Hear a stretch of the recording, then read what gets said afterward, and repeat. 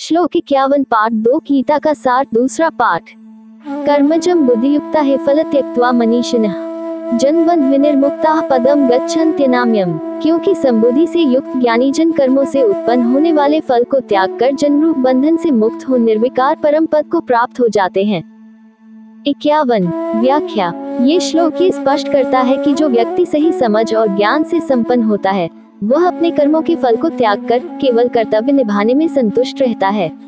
ऐसे व्यक्ति कर्मफल की चिंता नहीं करते और कर्म को केवल कर्तव्य मानकर करते हैं, न कि उसके परिणाम को प्राप्त करने की आशा रखते हैं। जब व्यक्ति कर्मफल की चिंता को छोड़ देता है और केवल अपने कर्तव्यों को निभाता है तो वह जन्म और बंधनों से मुक्त हो जाता है। ऐसे व्यक्ति ज्ञान और साधना से पूर्णता को प्राप्त करते हैं और उन्हें मोक्ष अमर पद प्राप्त होता है, जो जन्म और मृत्यु के चक्र से परे है। ये श्लोक ये भी सिखाता है कि बुद्धि और समझ का उपयोग करके कर्मफल से मुक्त होना संभव है।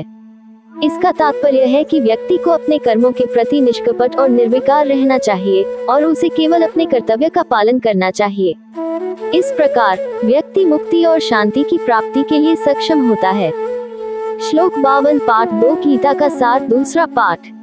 यदा ते मोहक्लिय बुद्धिर्व्यतितृष्यति तदा गंतासी निर्वेदम श्रोतव्यस्य श्रुतस्य च। जिस काल में तेरी बुद्धि मोहरूपी दलदल को भली भांति पार कर जाएगी उस समय तू सुने हुए और सुनने में आने वाले इस लोक और परलोक संबंधी सभी भोगों से वैराग्य को प्राप्त हो जाएगा।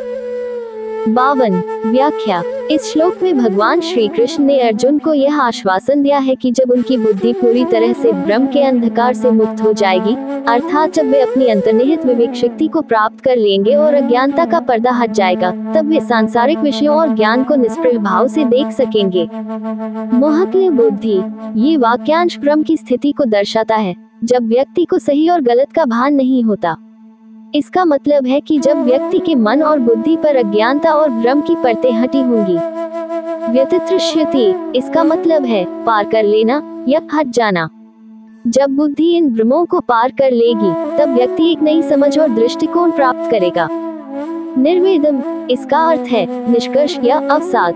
जब बुद्धि भ्रम से मुक्त हो जाएगी तब व्यक्ति को सुनने और समझने में निष्कामता प्राप्त होगी।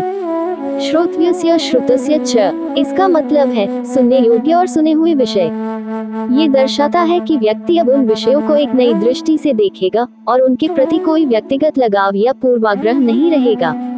इस प्रकार ये श्लोक हमें ये सिखाता है कि जब हमारी बुद्धि भ्रम के अंधकार से मुक्त होती है तब हम ज्ञान और अनुभव को एक नई और सही दृष्टि से समझने लगते हैं।